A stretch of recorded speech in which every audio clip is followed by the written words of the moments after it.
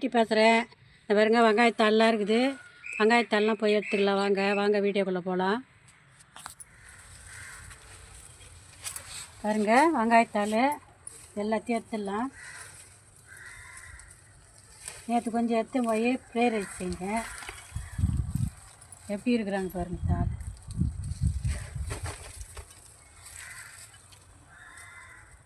இந்த கூடையில் கத்தி எல்லாத்தையும் எடுத்துட்டாக்கா நம்ம அடுத்த முறை நடலாம். அடுத்தது நான் மண்புழு உரம் போட்டு அது துளுக்கு வச்சு வெங்காயத்தை துளுக்கு வச்சு நடணும். பாருங்க இந்த தக்காளிங்க இது ஒரு தக்காளி இருந்தது. இது இப்போ நான் சாப்பிட போகிறேன். இந்த தக்காளினா எனக்கு சாப்பிட்றதுக்கு ரொம்ப பிடிக்குங்க. ஒரு கூடை நிறைஞ்சிச்சு. இன்னொரு கூடை எடுத்துன்னு வந்து அதெல்லாம் அறுத்துக்கலாம். பாருங்க நான் சாப்பிட போகிறேன். சூப்பராக இருக்கும். வாங்க தக்காளி ஆற்றலாம். புளிப்பாக கொஞ்சம் கூட இருக்காது அந்த தக்காளி.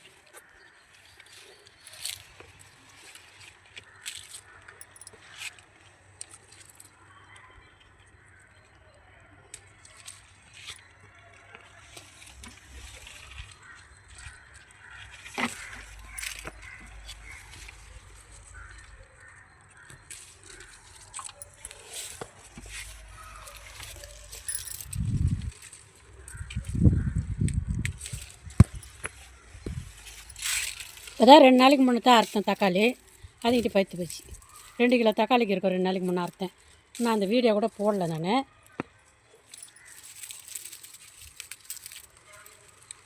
ஏன்னா இந்த காயை கொஞ்சம் செங்காயாக இருக்குது. ஏன் இருக்குன்னாக்கா வெயிட்டு தாங்க மாட்டேங்குது. அப்படியே சாய்ச்சிக்குது செடிலாம்.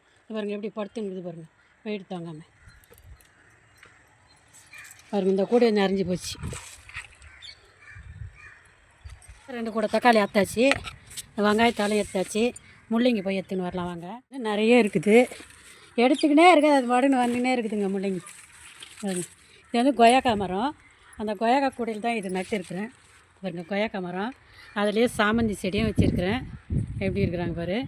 இந்த இதோ கொய்யாக்காய் வந்து கட் பண்ணி விட்டேன். இப்போ தான் துளுத்து வருது. அதில் இந்த கீழே வந்து முள்ளங்கி லைனாக நட்டு வச்சுருக்கேன். அதில் இருக்கிற முள்ளங்கி எடுத்துடலாம்.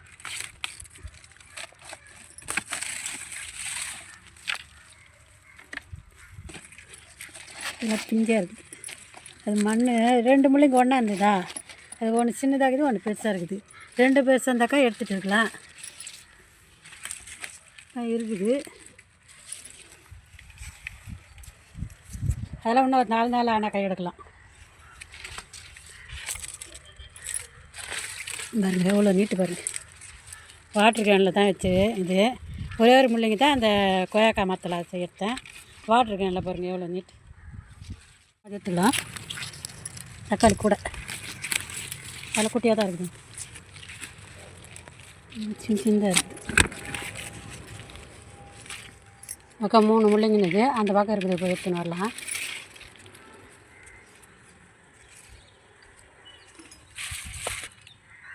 இது பாருங்க தக்காளி கொடியில் பாவை செடி நட்டுருந்தேன். பாவை செடியெலாம் எடுத்துட்டேன்.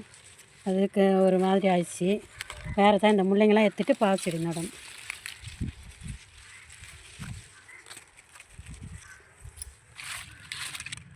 போகலாம். மிளகா செடிக்காக இருக்குதா பார்த்தா எடுத்துக்கலாம். இதில் ஒன்று இருக்குது.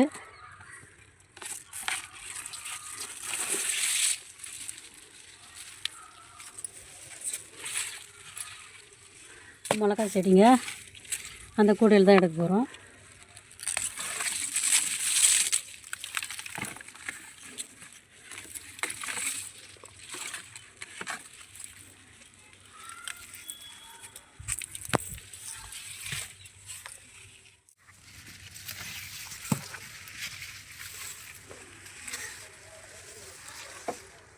இதாட்டி நிறைய முள்ளங்கி எடுத்துட்டேங்க. நான்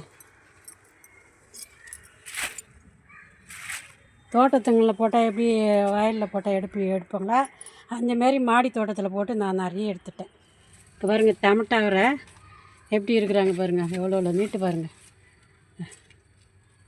எவ்வளோ நீட்டு பார்த்தீங்களா. பாருங்கள் கொத்தாக இருக்கிறாங்க பாருங்கள்.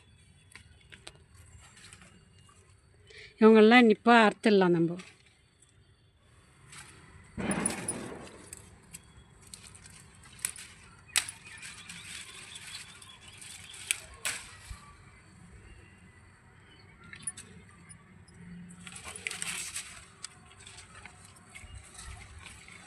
நீட்டு இருக்குது பாரு.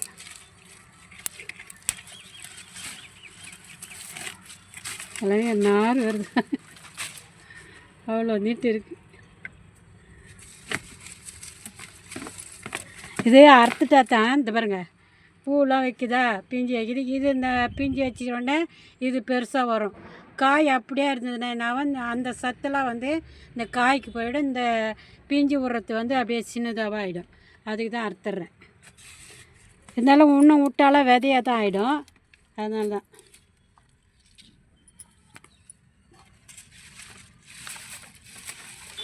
இது அப்படியே விதைக்கு விட்டுடலாம். ஏற்கனவே ரெண்டு விட்டு எடுத்து வச்சுருக்கேன்.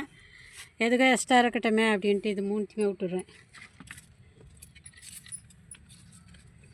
பாருங்க எவ்வளோ தம்ட்டா வர பாருங்கள், எப்படி இருக்கிறாங்க பாருங்கள், நீட்டாக எல்லாம்.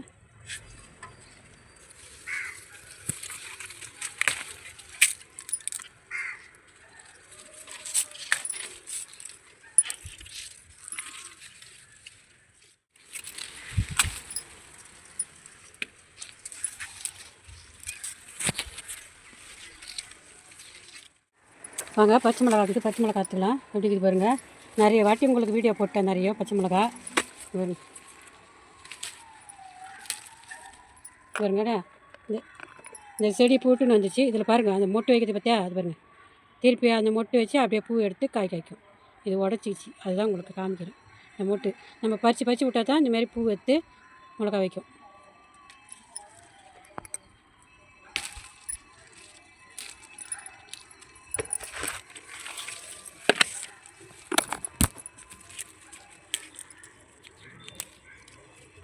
செடி உடச்சி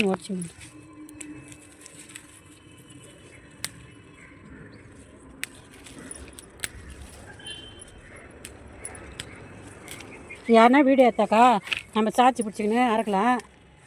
அது ஸ்டாண்டை இருக்குது, அதில் ஃபோன் சரியாக நிற்க மாட்டேங்குது.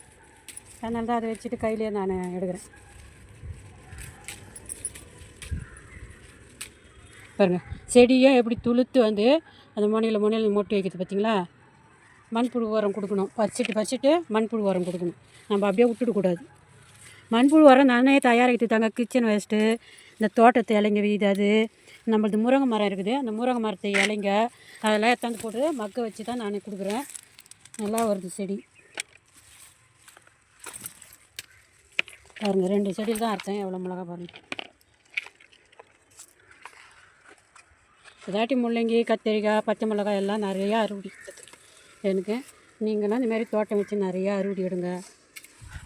குண்டு மிளகா ஒரே ஒரு செடி தான் குண்டு மிளகா. உனக்கு அடிக்கடிக்கு இப்போ வீடியோ அளவெல்லாம் கூட போட்டிருப்பேன். வரும்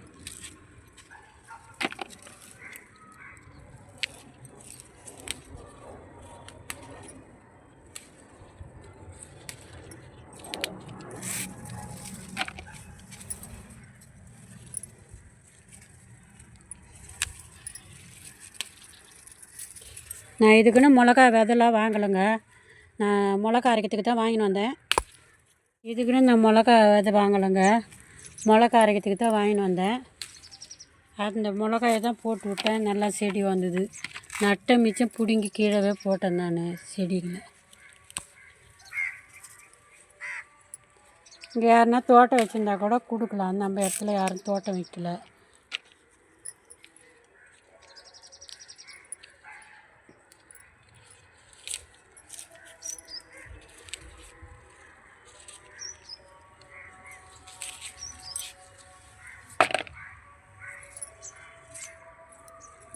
வெயில் செம்ம வெயிலுங்க. அதான் செடி வாடி போயிருக்கு. இப்போ தண்ணி விடணும். இதெல்லாம் அறுத்துட்டு பாருங்க 3 செடியில் அறுத்தேன். இன்னும் நிறைய இருக்குது. பார்த்தீங்களா துளுசி எப்படி மொட்டு வைக்கிது பாருங்கள். கிட்ட வச்சு காமிக்கிறேன். எப்படி பாருங்கள் மொட்டு எல்லாத்துலேயும். தெரியுதுங்களா?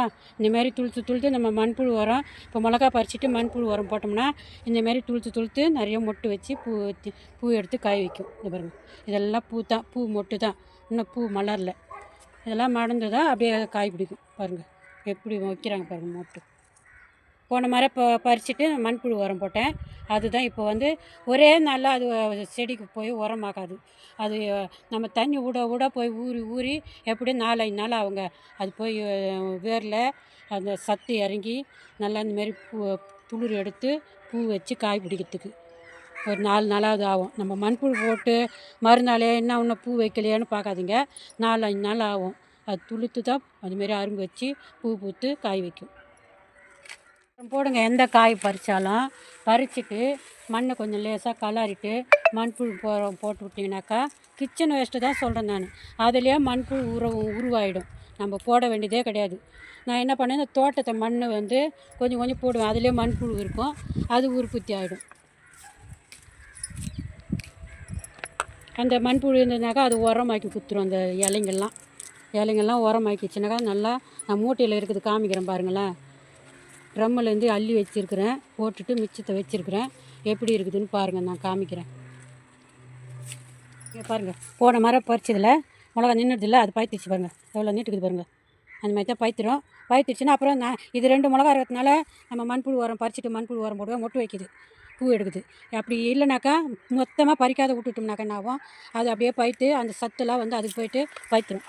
அதுக்கு தான் நம்ம இதுமாரி பறிச்சுட்டு விடணும். 2வது கூட அறுத்தாச்சு, 2 கூட தண்டிக்கு இன்னும் இருக்குது. பிஞ்செல்லாம் அறக்கலை, பூவும் எடுக்குது, நிறைய மொட்டு வைக்குது. ஹலோ மக்களே, என்னென்ன அறுவடை எடுத்துக்கிறேன்னு பார்க்கலாம்.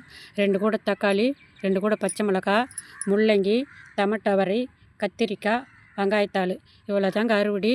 நீங்களும் உங்கள் மாடியில் தோட்டம் வச்சு இந்தமாரி இயற்கையான காய்கறிங்களாம் எடுத்து சாப்பிடுங்க. பார்த்துட்டு லைக் பண்ணுங்கள், ஷேர் பண்ணுங்கள், சப்ஸ்கிரைப் பண்ணுங்கள். மறக்காமல் பெல் பட்டன் அழுத்துங்க. வணக்கம்.